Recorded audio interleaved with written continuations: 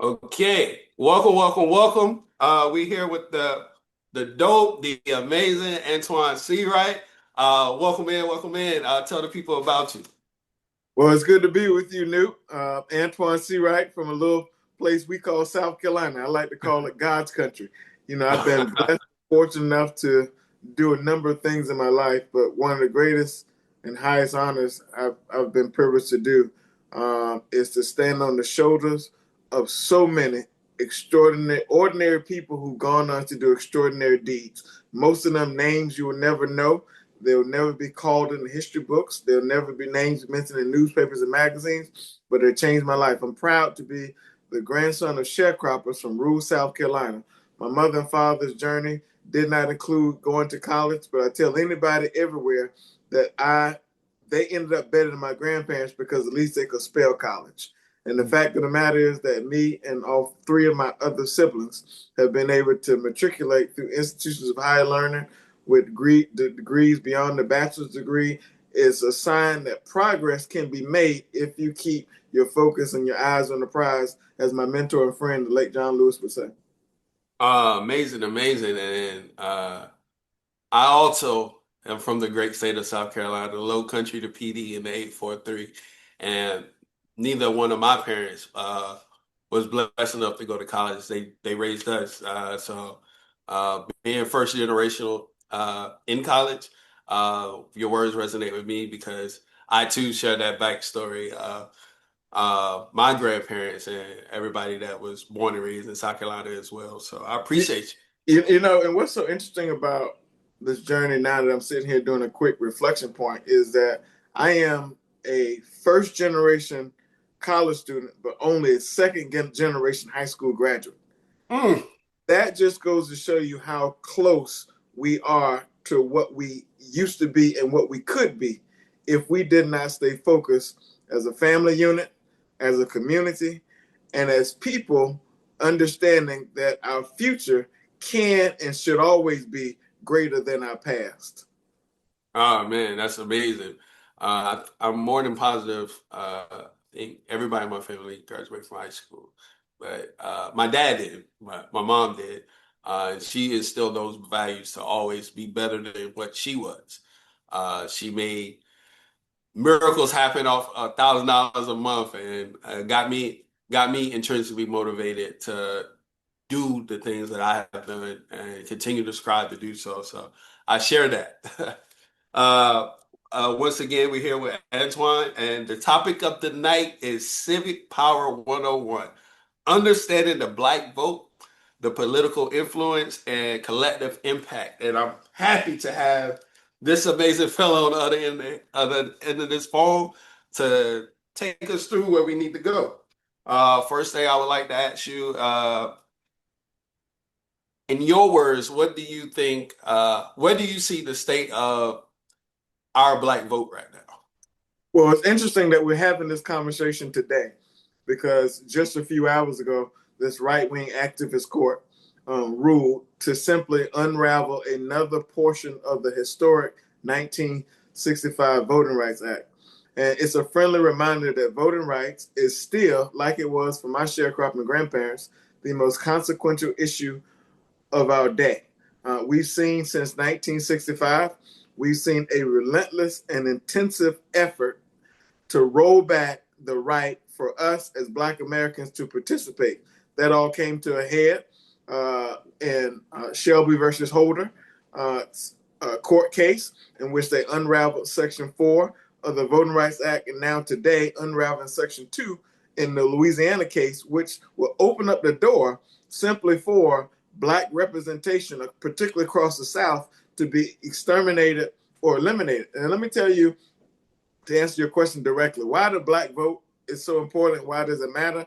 It matters because every time we've had the right to fully participate in elections in this country, the tectonic plates have shifted and we've changed the direction of this country for good for all communities. And every time we have showed up to vote in large numbers and the tectonic plates have shifted, it's always been met with backlash in terms of the other side or people who sometimes don't look like us, and in some cases, some do, trying to roll back or limit our ability to participate at the ballot box. The Supreme Court ruling today, the one in 2013, Shelby versus Holder, are prime examples that progress is not permanent, and the right to vote, particularly for us as Black Americans, is an ongoing battle in this country. And I saw that earlier. And what always grinds my gears is the discourse online with I think they paid actors to sow the seed of doubt in the Black vote. And I often use my platforms to be like, if our vote didn't matter, why do they pander to us so hard? If our vote didn't matter, why is it always under a constant attack? If it didn't matter, these things we wouldn't even be seeing because they wouldn't care. Well, you got to think about it this way, Newt. The only way we made progress in this country as Black Americans has been a direct result not of our marching, not of our preaching, not of our posting, not of our yelling. The only way we have made progress in this country is by our participation at the ballot box. That's how we got education equality in this country. That's how we got Social Security, Medicare, Medicaid, healthcare. That's how we've got all the things that we have benefited from as a community in this country, all became as a direct result of our participation. So when I hear folks say, well, I don't do politics, I remind them, if you don't do politics, politics will do you.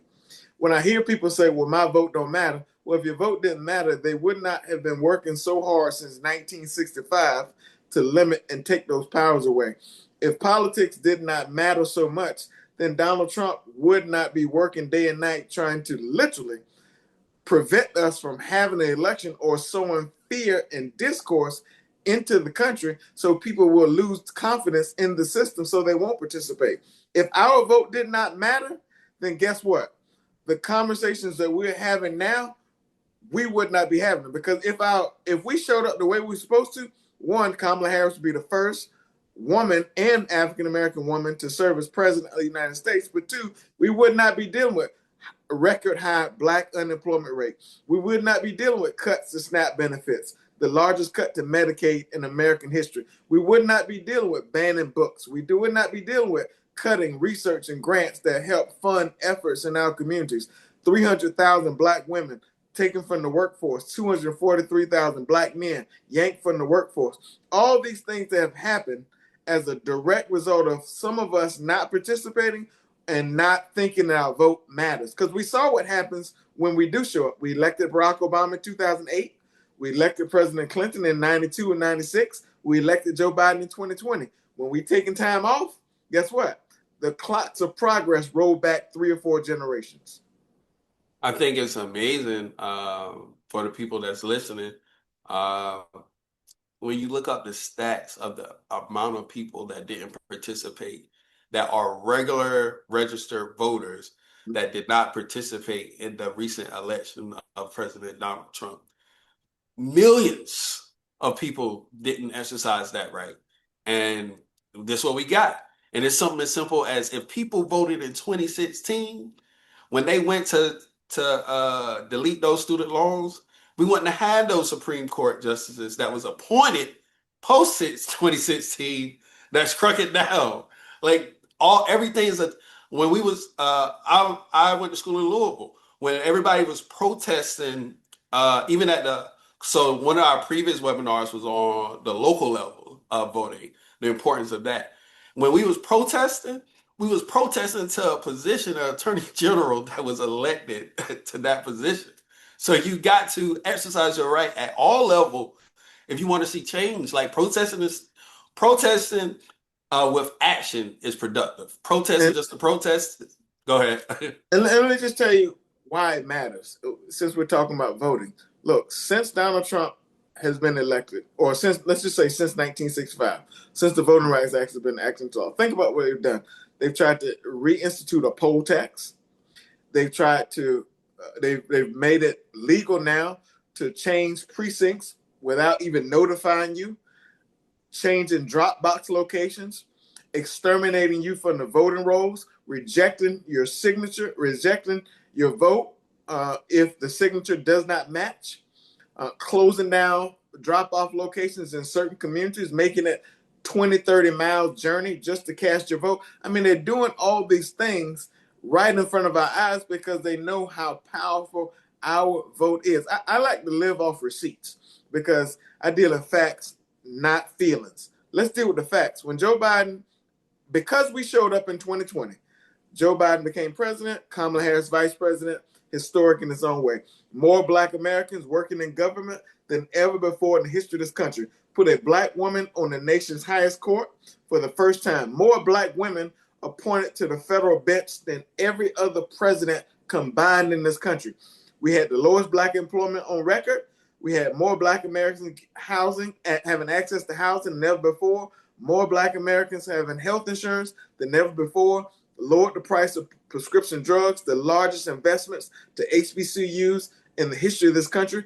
Billions of dollars went to student loan debt. I mean, I can go on and on and on about what we were able to accomplish because we showed up and vote in 2020. In just a year and a half, because we did not, all of us did not do our little black jobs in November of 2024, just think about what has happened as a direct result.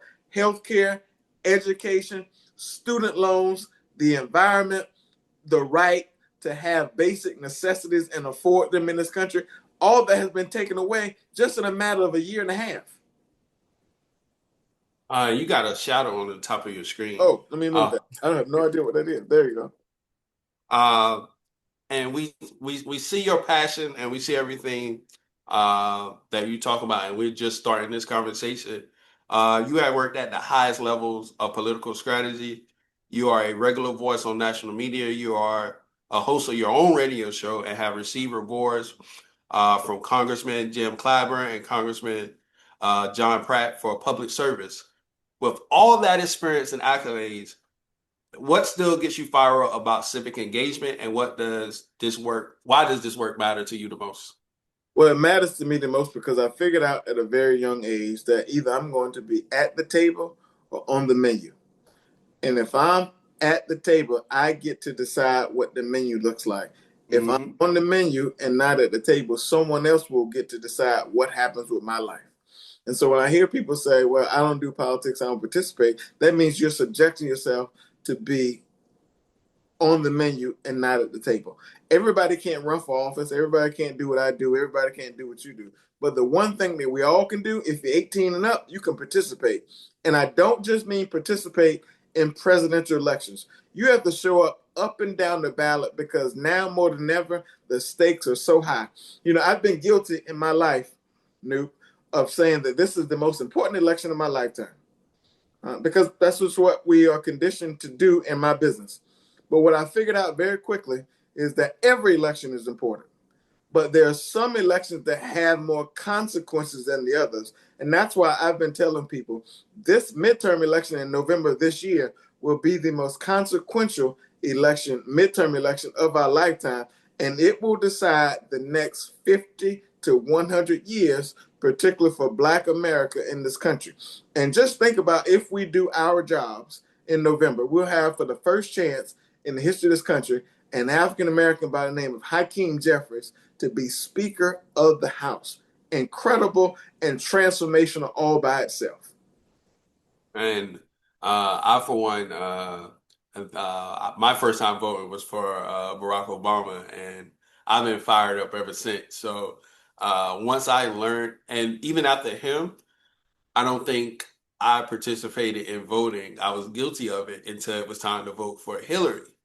But then I started researching the back end of all these different things that make up a ballot and all these levels that you should focus on because every juncture of that level matters. If you got kids and you're not voting for your superintendent or can't even name your superintendent, you hustling backwards. Your attorney general is arguably one of the most important elections you can do for your state is your attorney general because that's the people, that's the person you want to deliver justice when you see injustice in the streets. Uh, and I've been participating at every level since then because like you said, every election is important. I feel like in our lifetimes, the life that we're living, we can't take time off. Every election I feel is do or die. because Well, listen, think about it this way. If your son or daughter's in trouble, you can't call your congressperson or your president. You've got to call your school board member. So knowing who they are important. If your trash is not being picked up, you got to call your city council person or your county commissioner. If you happen to get in trouble, you better know who your local prosecutor is. You better know who your sheriff is. You better know who your state treasurer is. You better know who your lieutenant governor is. You better know who your state senator, your state representative is. All these people matter and they're consequential. I like to tell when I lecture at universities, I like to say to students, the closer your government is to you, the more important it is for you. oh man, that's a bar right there. Uh, there's a frustration in many Black communities that show up as either disengagement or criticism.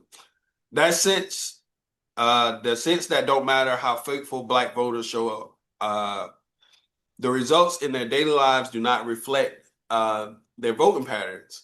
As a political strategist, how do you honestly address that frustration that people feel?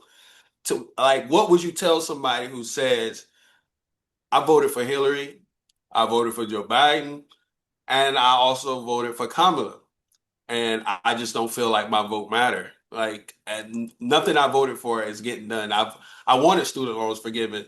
I wanted the access to buy a house. I don't have that.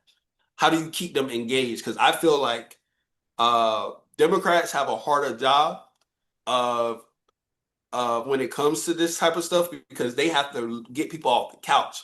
We already know Republicans are off the couch and voting. Democrats have to get people engaged and keep people engaged. What would you tell them? Well, I would tell them that you don't go to the barbershop one or two times and think that all your hair, or the beauty parlor, and think that all your hair issues are going to go away. You don't go to church one Sunday or two Sundays or three Sundays and think that all your spiritual issues are going to change. It's an ongoing process. In the same way we have to keep mowing our grass, in the same way we have to keep going to the barber shop, the nail shop if you're a lady, the grocery store. It's an ongoing process that you have to stay engaged and stay involved in. And all you have to do is do a comparison chart. Look, I'm from South Carolina. I've seen people show up at the voting booth with holes in their jeans, in their jorts, their jean shorts, no shoes on, no teeth, but here to say, you know what, I want to cast my vote for Republicans. If we had that same energy, but on our side, we have to do fish fries, we have to go to churches, we have to do all these things just to motivate people, and it should not be that way.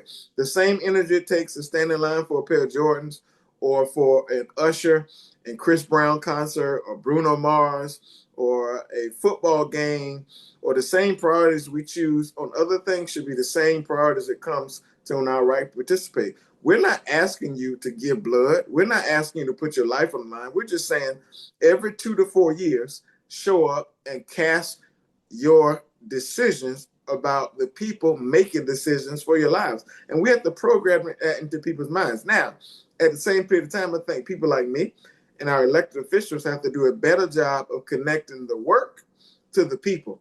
If you're pissed off about your gas being high right now, if you're pissed off about utilities being up 13%, the price of eggs and groceries being more expensive, all these things, lack home ownership, mortgage rates.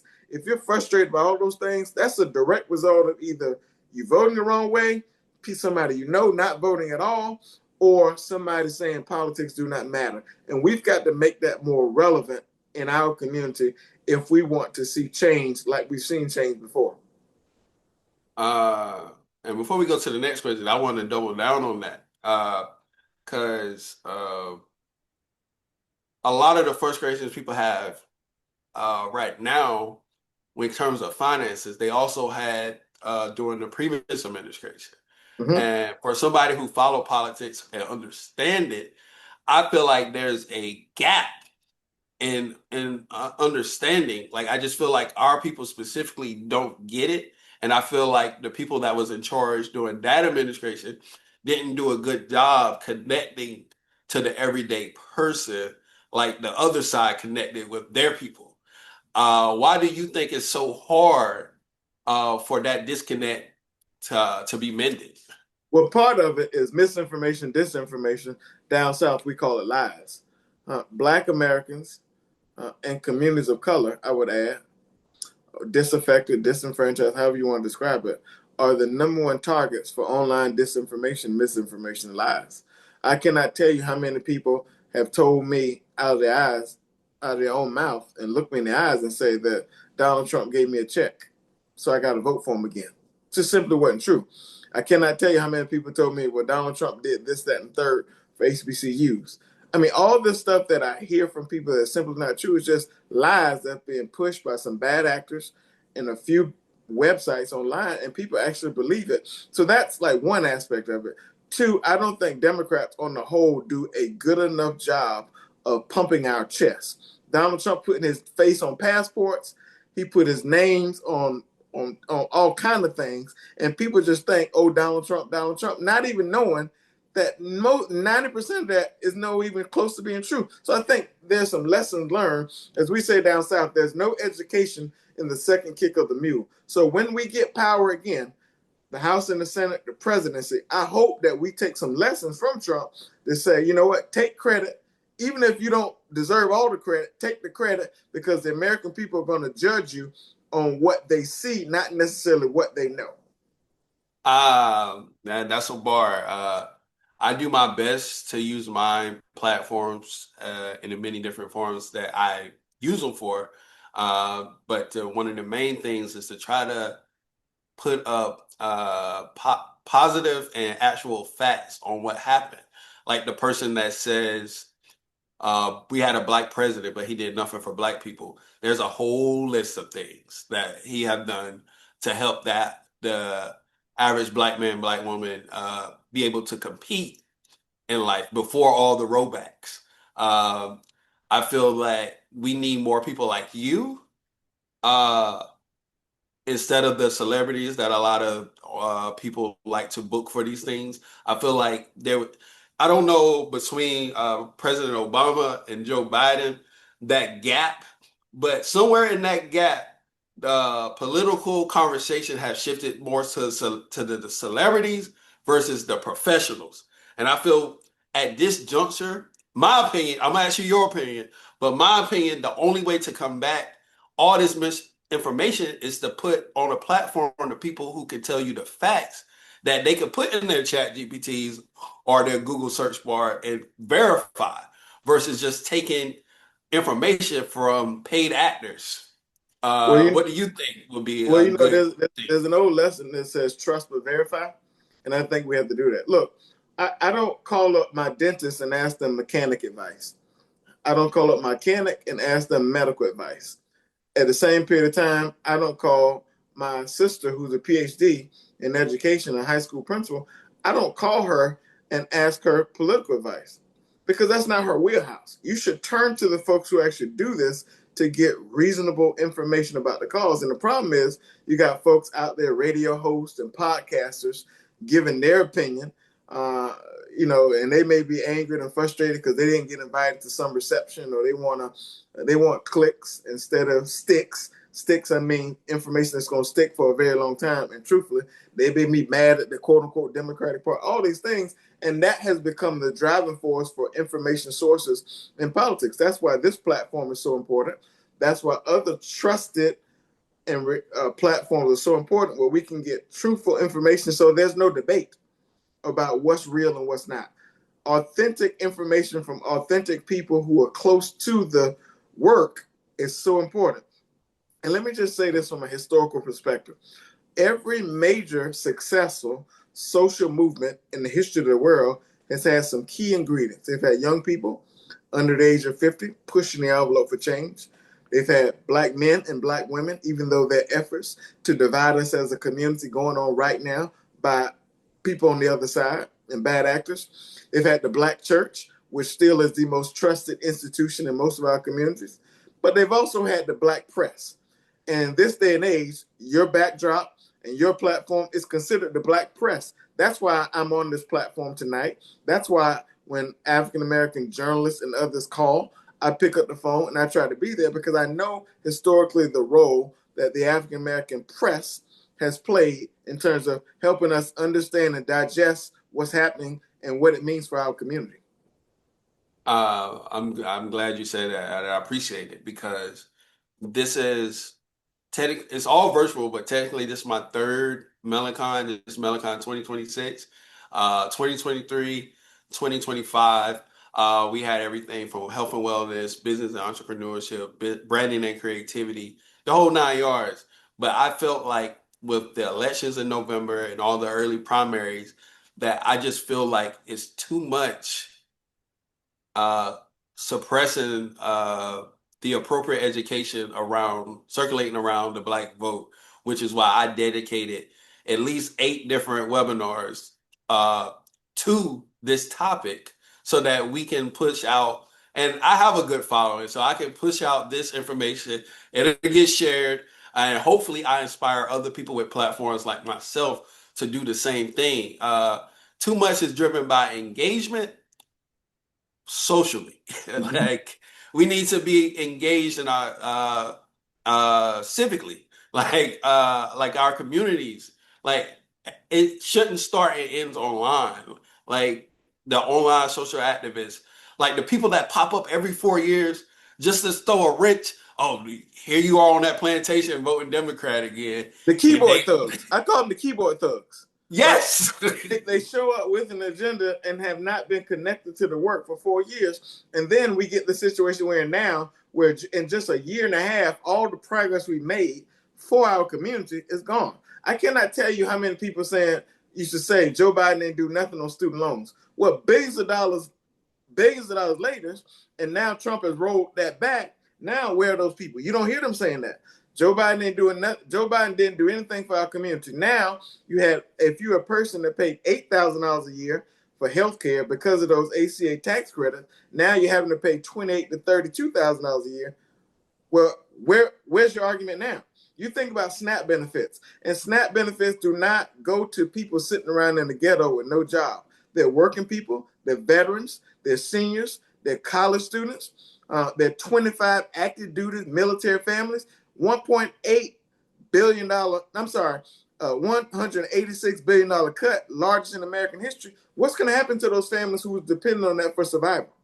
What's going to happen to the 25 million Americans depending on that subsidies to lower their healthcare costs, including 18.2 million in red states? What happens to nursing homes and hospitals that are going to close because they put a $1 trillion cut to Medicaid into place by way of the big ugly bill? See, that's the stuff people don't talk about on their platforms. What happens if you and me were to go to college now, and now there are limitations on the amount of money you can borrow? What happens now that they can garner up to 15% of your wages if you do not pay your student loans? This is real stuff that has happened in just a year and a half that we don't talk about. You want to talk about another big factor in our community? Medical debt. Before Joe Biden and Kamala Harris left office, you know what they said? We're not going to allow medical debt to be on your credit report.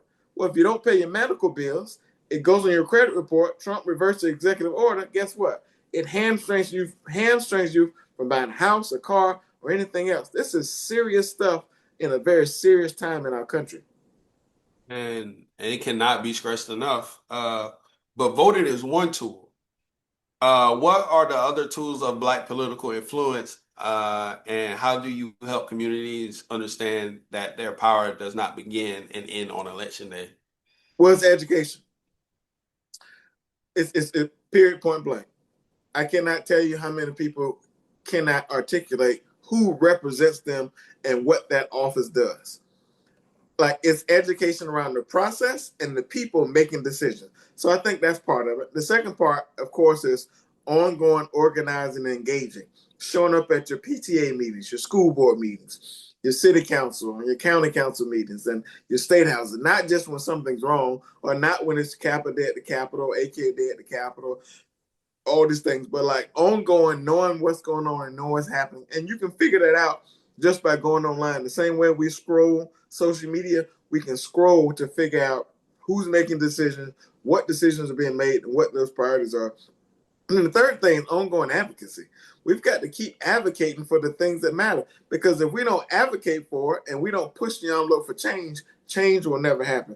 And then the last element is making sure that we summarize all of that by showing up at the ballot box every single chance we get. I don't care if it's dog catcher. I don't care if it's governor. I don't care if it's pencil holder. I don't care if it's president. We've got to show up. And show it we must. Our lives depend on it. And always growing up, I always thought the whole vote or die campaign was exaggerated until it's literally vote or die. If they win, he will have four. And I tried to stay bipartisan as best, nonpartisan as best as possible. But if he wins again and keep the House and Senate, that would be 4 years of unchecked power. And the Well, it's magnitude of it's that, interesting you say that because I don't know if you saw the King's address yesterday to the I did. to and one of the most important things he said, and this is the King of England. The one of the most important things he said, and I said this on CNN earlier today. He said executive power, very important, is subject to checks and balances. We have not seen the Congress do its job of checks and balances to the executive branch of government. So if the Congress doesn't do it, that means the people have to do it. The way the people do it is by doing it at the ballot box with their vote. Uh, and a lot of that comes from like getting engaged and things like that. What is political leverage, and how do you teach communities to identify the moments when they have the most of it and to use it strategically rather than waiting until after the election to hold people accountable? Well, our real leverage is our vote. Black folks are the most loyal and dedicated voting bloc in the history of this country. No other constituency has had our power or our ability to change the political weather. So our leverage is our vote, which is our power. But the other part of the leverage we have is by having representation. Now, let me just add a editor's note: all skin folk and kinfolk. Oh, we see it. So let me We just see it. But I will also add, most of us who are in elected position have the ability to fight for us in rooms that some of us will never be in. And that's why it's important to have two pieces of leverage to be able to pull on: the elected representatives who represent us or our interests, as well as our representation by way of our vote at the ballot box. And I say black folks, but guess what? Women are on the chopping block right now too. There are people, if they had their way, they would limit a woman's ability to vote in the same way they want to limit a woman's ability to make her healthcare decisions, and those decisions remain between her and her doctor. That's not a secret. This feels like pre 1960 in many ways, not just for black folks, but for every constituency that considers themselves to be in the minority. That includes women. And that's the America they want to make great again. I would add that note before we got all these rights, right? Uh, but take it off your partisan hat. Yeah. How should black voters think about endorsements, about which candidates and parties they give their support to, in in a way that's strategic rather than habitual? Well, I'm glad you asked that question. I love my party, Democratic Party. That's why I criticize her so much. Say, Issues divide us, values unite us. If your values are in line with someone who does not subscribe to the Democratic brand, then cast your vote. I just don't want you to sit the election out. But be careful how you define values. Because if you're black, or if you're a woman, or if you're brown, and you think that cuts to Medicaid and Medicare are values that you share, then vote for them. If you think cutting access to the ballot box is for that predominantly impacts black people, vote for them. If you think trying to over privatize education in this country is a priority, vote for them. But if those things are a problem for you, then you know your other option is to be in line with the people who are doing that. So when it comes to endorsements and your vote, because your vote is an endorsement, do your research, do your homework, talk about education in the first segment. But after you've done that and you've cast your vote, hold those folks accountable. Don't give them a pass just because you gave them a vote. that's the whole who you cast your vote for accountable is very important. Because two things, I feel like uh, a lot of people that vote red or a lot of people that lean towards red have a different standard that they hold blue to. And they use that to vote red, but then not double down on uh, if red is fulfilling their needs when it comes to why they voted red in the first place. I said not too long ago, and the post went viral, and it was like, are there conservative black people that fight for the black voices in the rooms that they be in? Like we have the Candace Owens, the Byron Donalds, and all of them. But in their heart, are they fighting for black equality, just a even playing field for black people in their spaces? Or do they just accept their role and accept their position? I often feel I align a certain way because I seen how far a black man can go versus there's a glass ceiling over there. Like you have a level that you're not going to get past. And it comes to politics, and they're gonna hold you at that level. I just feel if we're talking about black votes, black excellence, black progression, I often maybe it's a fairy tale of ours, but I often think we need conservative, we need black conservatives, we need black progressive, we need all of black people fighting for black progress. But I feel that it's one side that gets left off because they don't hold that side accountable when it comes to what their needs are, voting against their interests in that matter. Well, it's more of the have versus the have-nots. There's a certain segment of the population who think that no matter what their economic conditions are, no matter what their education levels may be, no matter what their geographical situations are, they are automatically and should always be above and beyond black folks. So we have to set that as fact of how people view this country. Number one. Number two, I would just say that until we learn to fight for our own values and until we understand the history of our own community, we're always going to have these deep lines of division that keep us from going from good to great. As a people, we've got so comfortable being good, we don't know what it means to be great. And I think that is part of the challenge. We've gotten comfortable because we can go to the bathroom with white folks. We've gotten comfortable because we can go to institutions of higher learning, Harvard, Yale, and get degrees, and we can sit in boardrooms where some of us can have jobs and we can make a little money, we can dress nice and do all the things, but not even understand there's another level that we have not been able to tap into because people want to keep us at a certain level. Crabs in a barrel, crabs in a barrel. Harry couldn't free everybody, but like I said, it may be a fairy tale, but I feel like black progression in life is a great enough common denominator to gather our folks to position ourselves to do better and be better. Um, you mentioned a lot of leaders when it comes to how you progressed in life. What have leaders like Congressman Clyburn modeled about how black politicians must be accountable to the black communities? Well, Jim Clyburn, not only is he my mentor, my friend, and my political father, I think he represents everything that most young, aspiring, particularly African American politicians would want to be. He, by far, is the most consequential Black American to ever serve in the United States Congress. And by far, he's been the most consequential South Carolinian to ever serve in any elected office. Because what he's done in his political lifetime, no one will ever be able to accomplish more in terms of his record of delivery. And that's why even people who do not like his politics, they respect his game because he's delivered for them too. And so I'm proud to stand on his shoulders. I'm proud to stand on the shoulders of even some names that some of us may not ever know or understand. Why?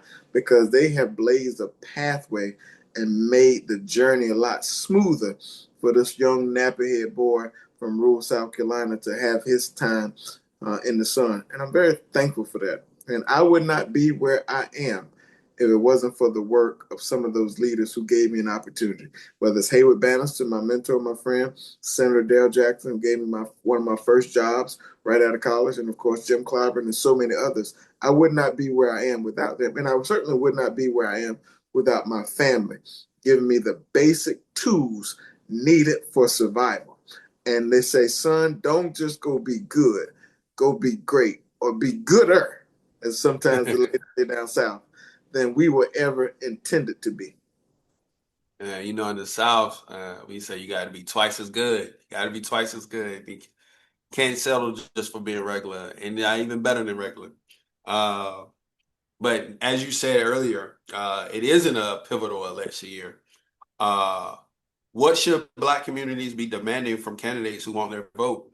Not just in terms of policy promises, but in terms of process, access, and accountability structures that exist before and after the election. They should be demanding the same level of excellence that other communities demand their leaders. We should not get half the loaf when other people are getting loaves. And I think that's where we've got to. We can't settle for less. We've got to settle for the best. Period.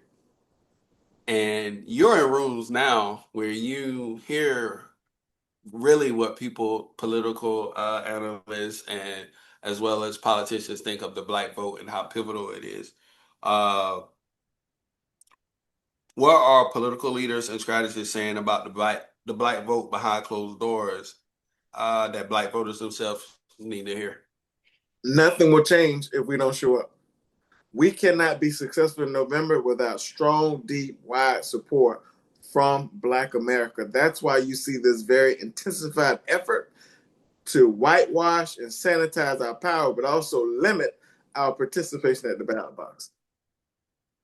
And granted, everything go good. Um, when political promises are broken or policies fail to deliver for Black communities, what is the most effective response that goes beyond anger or disengagement and actually moves the needle towards accountability?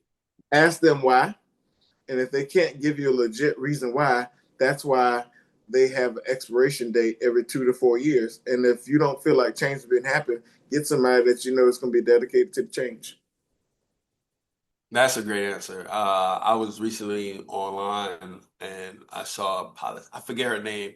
There's a politician in Philly, and a guy and his wife showed up with a young kid that got murdered on a big poster board, and he was yelling and he was shouting, "Why don't you do something? You cuddling up to these people? Why don't you do something?" And she's calmly talking to him, like, "Hey, just because you don't see me online posting, that don't mean the work is getting done." And that's the frustrating part about this 24-hour news cycle and the what social media has done. People think you're not doing anything if you don't post about it. Some of the best work happens by people who are not posting about it because that's strategy. And sometimes we've got to trust the process and trust the people running the process. And the minute it does not happen over a period of time, then you step in.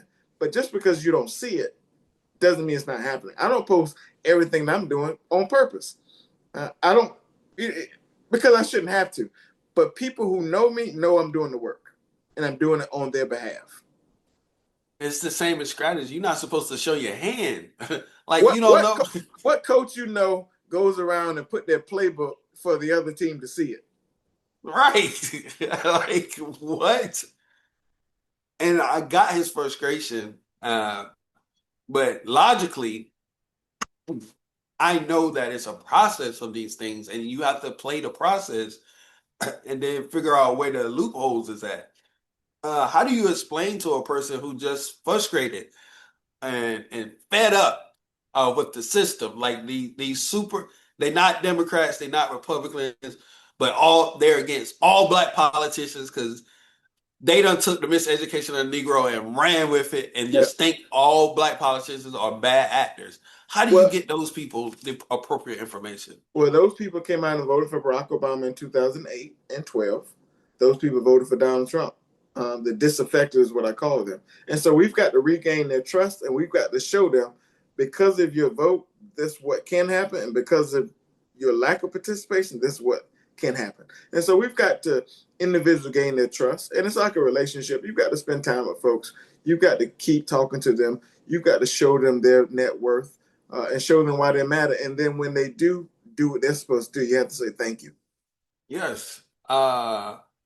I also have felt frustrations with certain political leaders, but then I know that it's a process, and I know that I'm educated enough to know that everything has to play out before But it just does. think about it this way: nothing happens overnight. I'm a pretty chubby guy. I'm doing my best to try to trim down a little bit, but I also know that me going to the gym is not going to be an overnight process. It's going to be a time process, and there's some things I have to do other than go to the gym if I want to see the transformation in my body. And that is what I would say to any voter. You show up and vote in the election. That's one aspect of it. But there's some things you do in between election to election to make certain that you see the transformation you want to see it all the way through. And I wouldn't necessarily all the way hold the voter uh, uh, accountable for they lack of no, but I would hold many of the politicians that I look up to accountable. Like y'all got to do a better job of messaging.